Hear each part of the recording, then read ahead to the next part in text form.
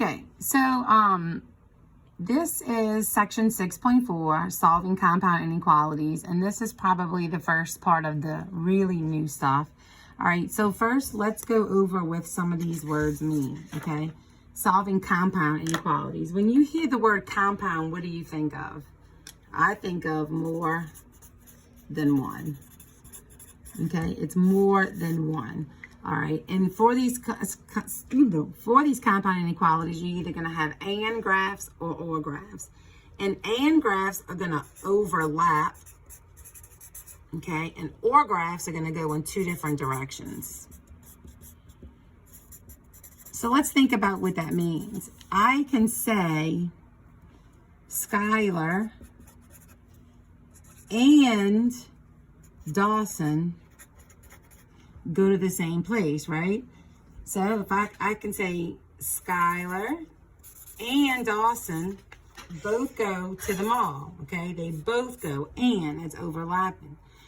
Or I can say Skylar's gonna go to the mall, or he's gonna go home. So if it's or, you go in two different directions, and the and graph is going to overlap. Okay, so how does that look with inequalities? -5 less than x, which is less than a 2. That's a and graph. Here, or is written. Okay, so what are you actually graphing? You're going to be graphing x. Okay, that's always what you're graphing, x, the unknown. So I would come here and I would do -5. Oh my goodness. -5, +2. I put my 2 points on here. Now, I'm graphing x. X is greater than -5. So is that, well, first of all, here, so I have an open or closed circle. Open. Here, this is going to be open. So that's your first part. Put your numbers. Decide if it's open or closed. You know it's overlapping, so it has to go in the middle. Here, x greater than or equal to 1, or x less than -2. I come here. I do my graph. I come to 1. And I see it's going to be solid. And I come to -2, and I see it's going to be open. Has to go in two different directions, but let's read this. X greater than or equal to 1 is to the right, and x less than -2 is here. Okay, so that's an example of compound inequalities. This is an and graph, this is an or graph. Okay, all right, so let's look at this compound inequality. -4 greater than or equal to x, which is greater than or equal to -2. There's two ways to do this, okay? I'm going to show you both ways so that you can make sure that you choose which one is best for you, okay?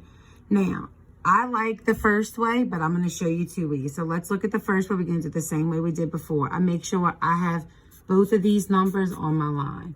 So that's -4, -3, -2, -1, 0, 1, 2, and 3. Okay, and then I decide if I have open or closed circles. On both of these, I see I'm going to have closed circles. Okay, so remember, you're graphing x, okay? X is less than, that's the side pointing to x, less than or equal to -4. Okay, x is less than or equal to -4, so that would go this way, okay? Here, x is greater than or equal to 2. X greater than or equal to 2. So what's important about this one? It doesn't say or, it's written as a compound inequality. This whole thing is considered to be a compound inequality. But because it goes in two different directions, I know it's an or graph. Now, what's my other way I could do this? You might want to just break it up into two, into two inequalities. So how do I do that? I don't want you to get confused, so let me cover this. First, I would start from the beginning and go all the way to my variable, and I'd write that as one inequality. X, with X being first, less than or equal to -4. Then, that's my one equality. Then I would come to my next one by going to my X, which is right past my first inequality, and boxing that in, and that's X greater than or equal to 2. And then I would graph them separately. -4, -3, -2, -1, 0, 1, and 2. And I will come here, less than or equal to -4, solid to the left, X greater than or equal to 2, solid to the right. Same result, just two different ways, okay? And that's going to be up to you. All right, so let's go with example 1 on 6.4, the sheet that you have, okay? And let's read this. It says -4 less than or equal to E, which is less than or equal to 1. First, is it an and or an or graph? Well, you might not know. So let's first see what we need to do. I have the steps written again. Remember, you are graphing E, and E is between the -1 and 4. So this is what we're graphing here, okay? So I come here, -4, -3, -2, -1, 0, 1, 2. Okay? For my -4, I see it's colored in, so I'm gonna close that circle. For my 1, I see that it's closed in, I'm gonna close that circle. Now, what is this? E is greater than, because that's the side that's pointing to E, greater than -4. So that's everything to the right, right? Everything greater than -4. And then E here is everything less than 1. So that's to the left. So this is actually an overlapping graph, which is what kind of graph? An and graph, okay? So what did I do? I labeled my graph first, -4, -3, -2, -1, 0, 1, 2. Then I decided if I had open on closed. I had closed on -4 and closed on 1 because of these inequality signs here. And then I determined my direction by making sure I'm graphing E. The larger side is pointing to E here, so it's to the right, and the smaller side is pointing to E here, so it's to the left. Okay? And that's example 1. That's on your sheet. Let's look at example 2. Here, this one's a little easier. We know that it's going to be an OR graph because it says OR. Okay? So let's look at number 2. It says X greater than 0 or X is X less than 3.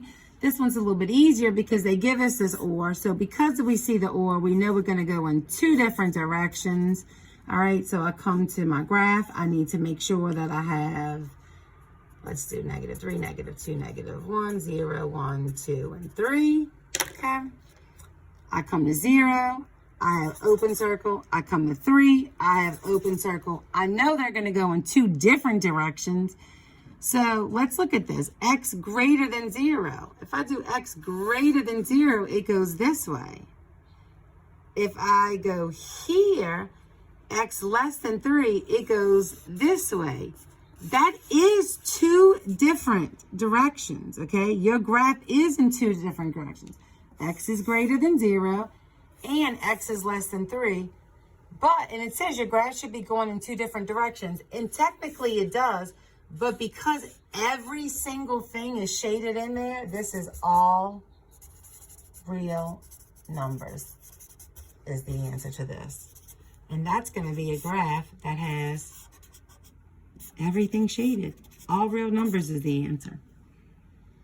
Okay, so I just have a couple more to practice. And then you can do your sheet, which your homework is going to be numbers 1 through 14 all. But I just have these to practice here. First of all, is this an and or an or graph? This is a and graph.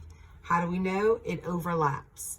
Is this an and or an or graph? This is an or graph because it goes in two directions. This is an or graph because it goes in two directions. This is an and graph. This is an and graph. This is all real numbers, which could be an and or an or. This, notice, nothing is shaded. So this is no solution or null set. So when everything is shaded, it's all real numbers. And when nothing is shaded, it is null set. Okay, and that is what you need to know for 6.4. 6.4 is a little more difficult than the others, but you still solve it the same way. Please refer to your notes, and if I can upload any other videos to help, I will be doing so. That's it.